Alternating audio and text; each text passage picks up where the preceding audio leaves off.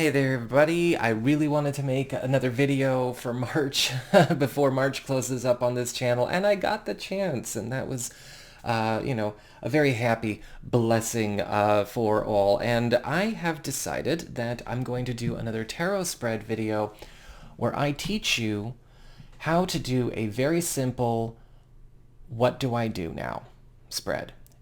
What do I do or start doing? What do I not do or stop doing? What is happening that is going on no matter what? What's out of my control? This could be something that's in the past that's affecting the present. This could be something going on with other people. It's not really up to us, but it's a factor. And then what's going to be happening in the short term within the next week or so regarding this situation. This is a really important spread that I pull out for clients that have a tendency to get lost in the quagmire. They're thinking way too far ahead, or they're thinking way too far in the past, and they are not necessarily thinking about what is going on right in front of them, what their best options are. They're letting too much of their down the road decision or thoughts control the present, and they're making a lot of bad moves. Or they are letting their record and their past and their history exert too much of an influence over the present, which is also causing them to make bad moves. So whether you're reading for yourself and you'd like to come back into the present and just kind of, okay, I'm only here in the now, what do I need to do? Or if you are looking to gain some insight as to strategies about how to approach a given situation, this is going to be the spread for you. One querent of mine, and it's about a relationship situation that they are in with somebody. They are not officially in a relationship, but there's definitely something there. And so my querent doesn't know what to do, what their recourse is right now. So we're going to look for them first, the tarot's advice for them, what they need to do right now, what they need to not do or stop doing, what is beyond their control, and then what's going to happen with this relationship, this situation over the course of the next week that's relevant to the question. Now, a warning. This is not a spread that's very friendly to just affirmation seeking for its own sake or validation seeking for its own sake. This deals in information, not affirmation. So let's have a look and see what is going on, what they need to understand about the relationship in terms of what their best strategy is and what they need to do.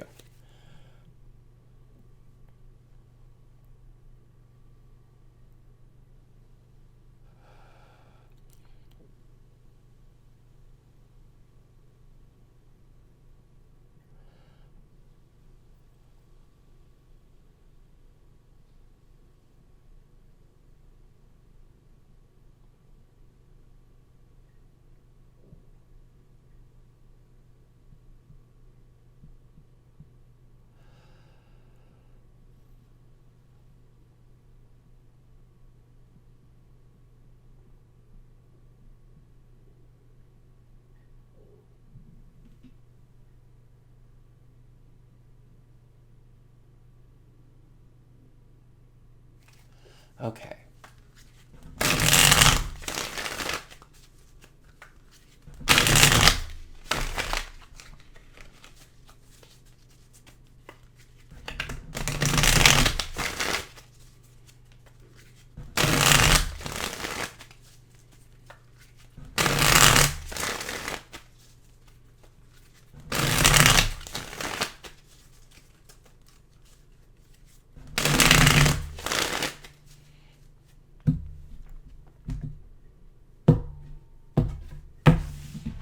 So do or start doing, don't do or stop doing if you're doing it.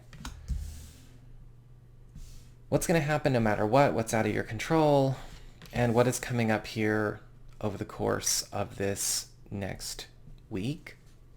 And of course, we've got the bottom of the deck, or the bottom line around the situation. And so we're going to start with that. So the bottom of the deck, the bottom of the deck, or the bottom line, is the Eight of Swords upright. Both individuals in this situation are trapped. in their current circumstances. They are in a space where a lot of that entrapment is self-imposed or self-maintained. And so this could be a situation where they're trapped by their own routines, they're trapped by their own attachments, they're trapped by their own states of mind, they're trapped in things that they should escape, whatever those things are.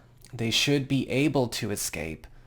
They should be realizing where the self-imposed paralysis is the problem. However, sometimes this card can show up where you have people, and I've even seen this with people who are very spiritual,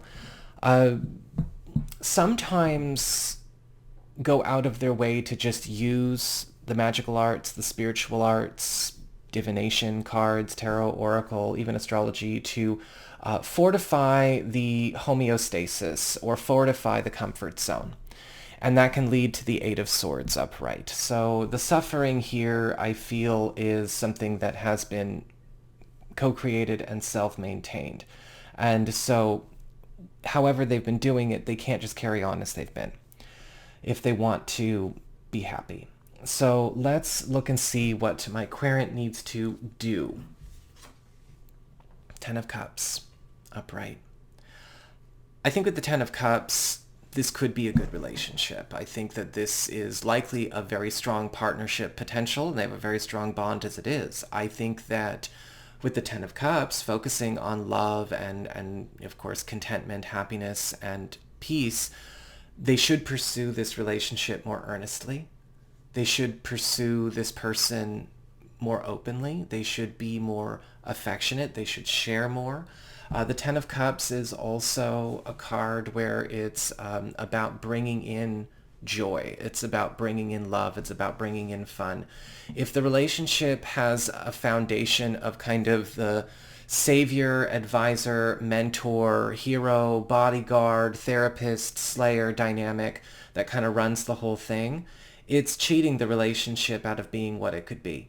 So that means with the Ten of Cups, it's time to start introducing the friendship on a more bonded level, more recreational level. Also, yes, bringing in more of the focus on intimacy, sexuality, right? This relationship is floundering because it's only set in one space. It's set in one factor. The relationship, the bond has been kind of compartmentalized or kind of shut away into a small container.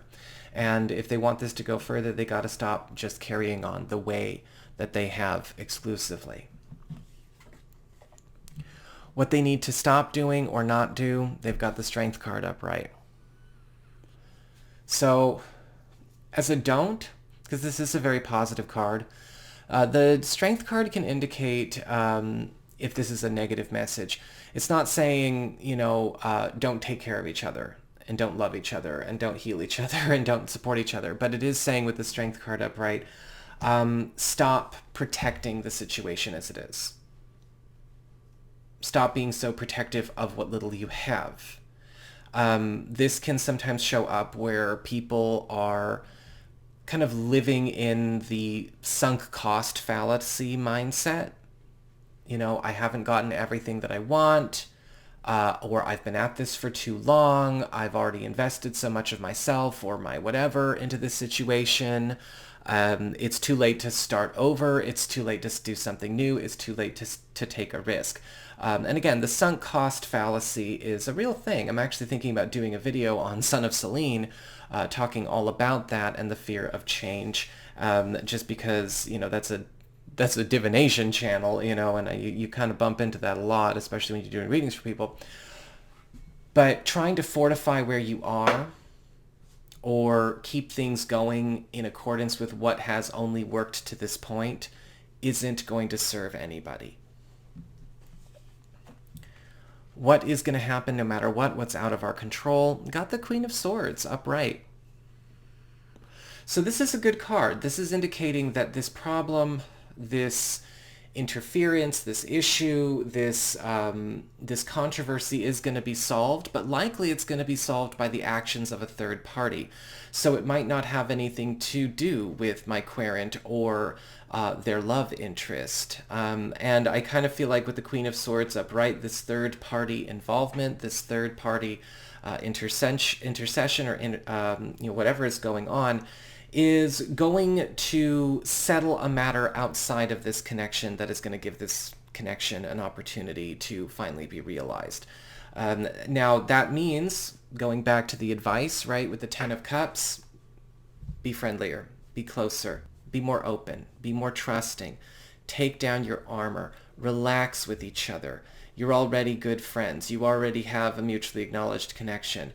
Just go for it, damn it, right? The Strength card upright, being tender-footed with each other, maybe even using too much self-control, not speaking clearly. This is, actually, even with the best of intentions, this is hurting the connection.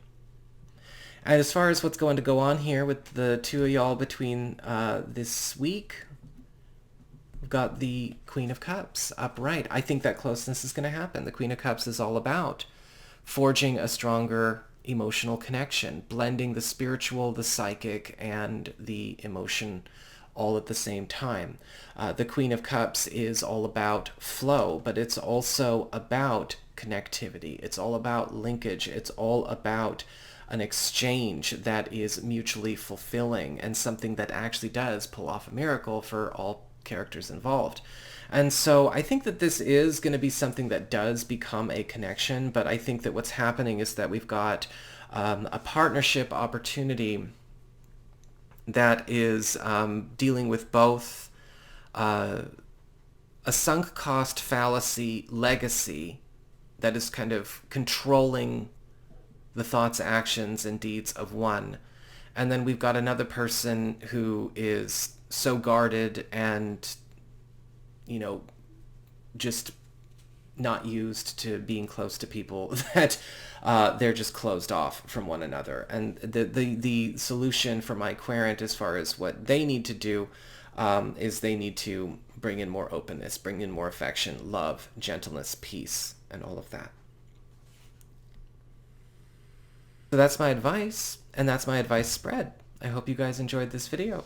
If you did, don't forget to like, share, and subscribe. You know I appreciate it. And should you ever wish to get a session with me, you can go on ahead to my website. It's integrativemysticism.com.